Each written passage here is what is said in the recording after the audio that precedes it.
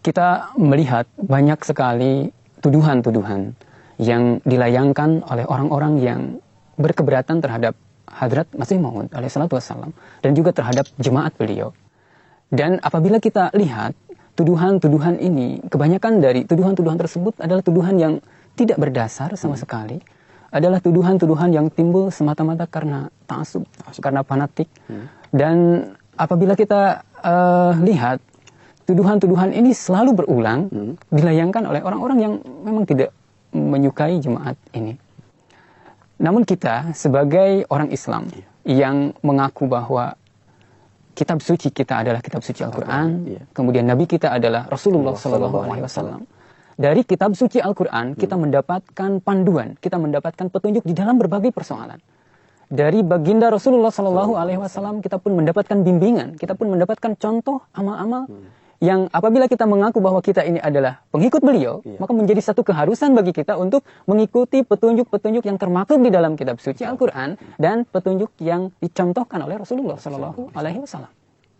Sebagai satu contoh, ayat Al-Quran menyatakan wala takfu ma laisa laka bihi ilmun.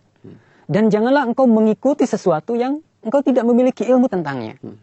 Dari ayat ini ada satu pesan yang sangat kentara, yang sangat jelas kepada kita semua, bahwa sebelum kita mengikuti sesuatu, terlebih dahulu kita harus menggali ilmu tentang itu. Terlebih dahulu kita harus mengetahui kebenaran dari hal tersebut.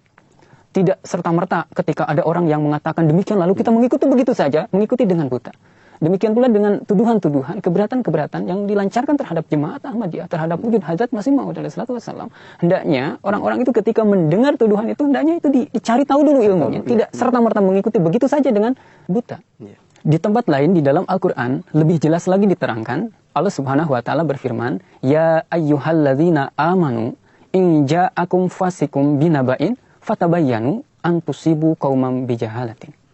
Artinya, Ya ayyuhalladzina amanu, wahai orang-orang yang beriman.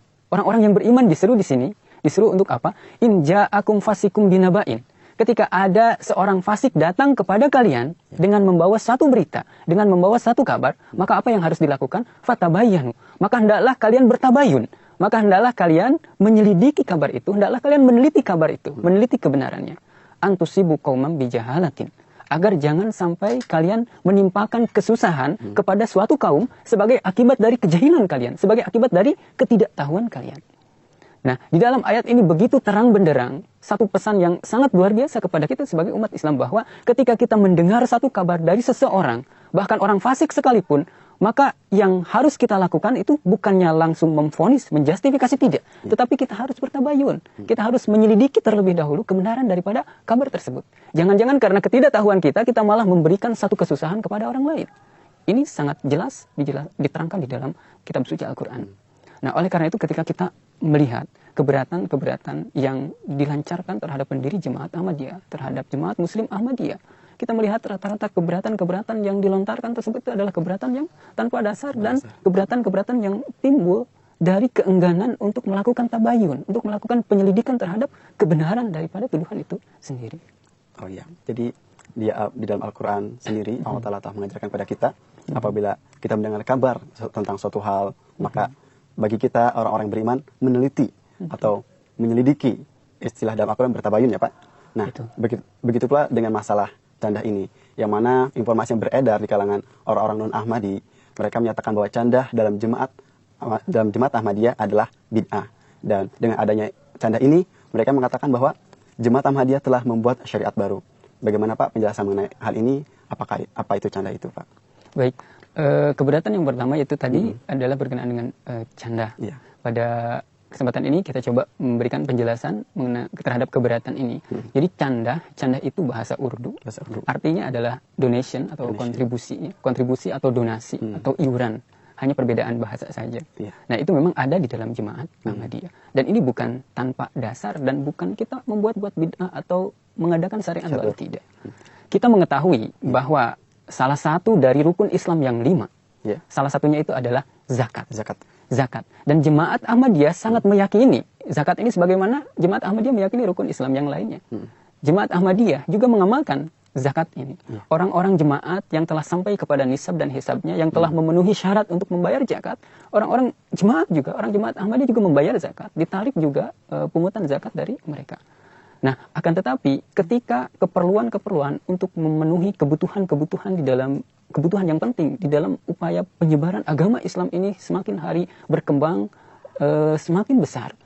Dan karena itu dibutuhkan canda, dan karena kebutuhan tadi diperlukan adanya pengorbanan harta, maka di dalam jemaat Ahmadiyah ada ditentukan pembayaran dari para anggota jemaatnya untuk ikut serta berkontribusi menginfakkan, membelanjakan sebagian dari hartanya guna keperluan yang penting tadi, sebagaimana dicontohkan oleh Rasulullah SAW juga.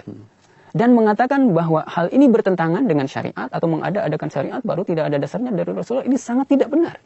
Karena apa? Karena kita mengetahui pada zaman Rasulullah SAW, ketika kondisi saat itu diperlukan biaya, diperlukan dana untuk keperluan-keperluan agama, maka Rasulullah SAW biasa menyeru para sahabat beliau untuk mengorbankan sebagian harta mereka demi memenuhi keperluan agama tadi. Dan para sahabat pun menyambut seruan Rasulullah SAW dengan mengucapkan labbaik, dan mereka juga berlomba-lomba satu dengan yang lainnya untuk saling mengungguli dalam hal pengorbanan harta tadi. Dan di dalam ayat suci Al-Quran terdapat juga banyak sekali penekanan terhadap kita untuk memberikan pengorbanan berinfak di jalan Allah Subhanahu wa Ta'ala. Kita bisa membaca pada ayat-ayat pertama surah Al-Baqarah. Di sana dijelaskan mengenai tanda dari orang-orang yang bertakwa. Apa tanda dari orang-orang yang bertakwa yang dijelaskan pada ayat-ayat pertama surat Al-Baqarah? Di sana disebutkan alladzina yu'minuna bil ghaibi wa yuqimunas sholata wa mimma razaqnahum yunfikun. Jadi orang-orang yang bertakwa itu adalah orang yang pertama yang beriman kepada yang gaib, kemudian yang senantiasa menegakkan sholat, dan juga mimma rozaqnahum yunfikun, membelanjakan, menginfakkan sebagian dari apa yang telah Allah Subhanahu wa Ta'ala rizkikan kepada mereka. Nah, ini adalah tanda dari orang yang bertakwa. Tanda dari orang yang bertakwa adalah salah satunya mengorbankan hartanya di jalan Allah Ta'ala. Artinya ini ada dasarnya di dalam Al-Quran. Nah, kemudian pada tempat yang lain, pada ayat pertama di juz yang keempat, surah Ali Imran, di sana disebutkan juga satu penekanan terhadap pentingnya memberikan pengorbanan di jalan Allah Subhanahu wa Ta'ala. Allah Subhanahu wa Ta'ala berfirman, "La tanalul birra hatta tunfiqu mimma tuhibbun." Di sana dijelaskan sekali-kali kalian tidak akan sampai kepada kebajikan yang hakiki sebelum kalian mengorbankan, menginfakkan, membelanjakan sebagian dari apa yang kalian cintai. Nah, di sini disebutkan seperti demikian. Jadi mengorbankan sebagian dari yang dicintai di jalan Allah Subhanahu wa Ta'ala. Ini penekanan. Oleh karena itu, ini pun menjadi dasar bagi penerapan pengorbanan di jemaat Ahmadiyah ini. Dan kita mengetahui di dalam sejarah bahwa ketika ayat ini turun, maka salah seorang sahabat Rasulullah SAW yang sangat terkenal, yakni Hazrat Abu Talha Al-Ansari radhiyallahu anhu, beliau datang menghadap kepada Rasulullah SAW. Seraya mengatakan kepada beliau, "Wahai Rasulullah, saya melihat bahwa di antara sekian banyak harta kekayaan yang saya miliki, salah satu kebun yaitu kebun Bairuha ini adalah kebun yang paling saya cintai dan nilainya pun tinggi. Saya serahkan, saya korbankan di jalan agama." Maka Rasulullah SAW pun menerima itu. Ini bukan lagi zakat, prosentase atau ukurannya ini sudah melebihi ukuran zakat. Oh, jadi seperti itu ya Pak. Nah, dan itu pun merupakan bukti gairat semangat dari para sahabat Rasulullah SAW untuk berkorban harta di jalan Allah Ta'ala. Nah, begitu pula dalam jemaat juga orang-orang Ahmadi mengorbankan harta, memberikan pengorbanan harta yang kita kenal sebagai canda, pun sebagai bentuk kecintaan kita kepada agama Islam dan untuk kemajuan Islam itu sendiri, yang mana kita menyebarkan Islam sampai ke pelosok dunia.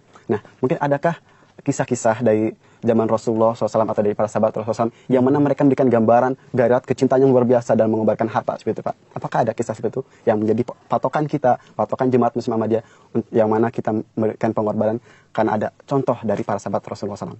Bagaimana Pak? Contohnya tentu ada dan banyak. Salah satunya adalah tadi yang telah kita bahas, ya ini contoh dari Hazrat Abu Talha Al-Ansari radhiyallahu anhu.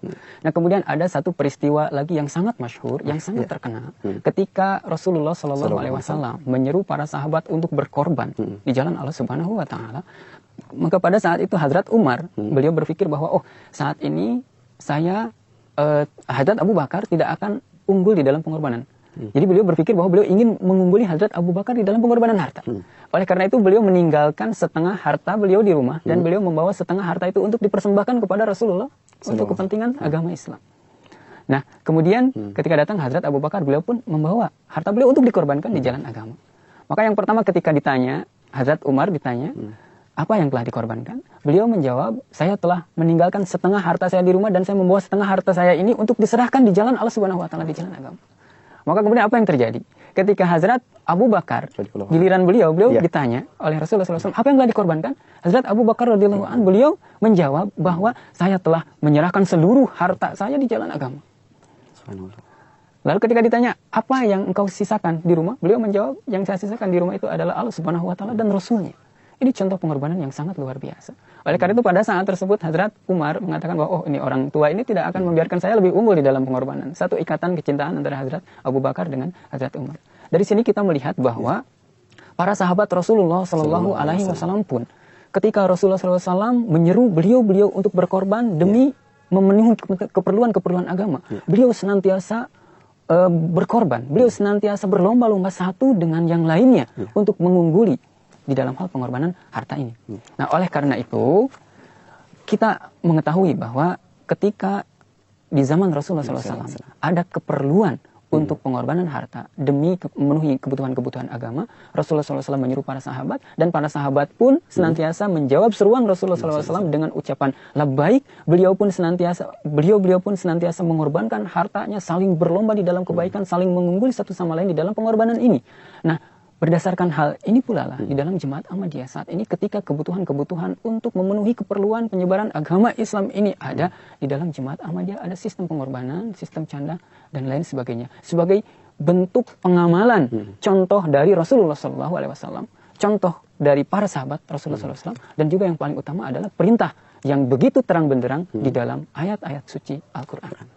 Oh, seperti itu, Pak. Jadi intinya canda itu kita memiliki landasan dari Al-Quran sendiri, kemudian dari contoh-contoh kisah-kisah yang masyhur dari zaman Rasulullah SAW. Contohnya dari kisah tadi Bapak telah menyebutkan kisah pengorbanan Hazrat Umar radhiyallahu an, pengorbanan Hazrat Abu Bakar radhiyallahu an yang begitu besar sekali untuk kepentingan Islam, untuk kemajuan Islam. Karena pengorbanan demikian merupakan salah satu bentuk kecintaan kita kepada Islam, benar kan Pak? Iya. Dan di dalam jemaah pun telah Bapak jelaskan tadi mengenai canda itu atau donasi yang kita katakan donasi atau iuran merupakan suatu bentuk pengorbanan dari para anggota untuk kepentingan Islam itu sendiri. Ya benar begitu Pak? Iya.